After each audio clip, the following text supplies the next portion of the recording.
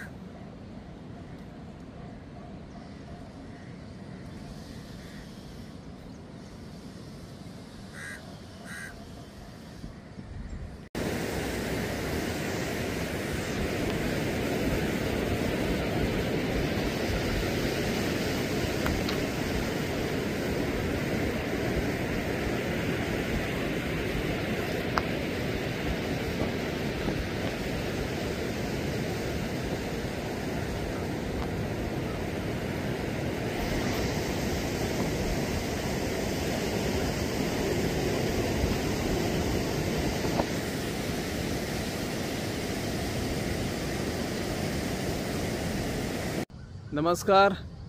सध्या आम्ही आसात जुनशेर मांद्रे दर्यादेगेर आणि दर्यादेगेर पर्यटकांक आकर्षित करपा खातीर जी खाजगी जाग्यान रेस्टॉरंटां आसात तांच्यांनी आपल्या पर्यटकांक, आपल्या ग्राहकांक आकर्षित करपा खातीर परिसर स्वच्छ केला।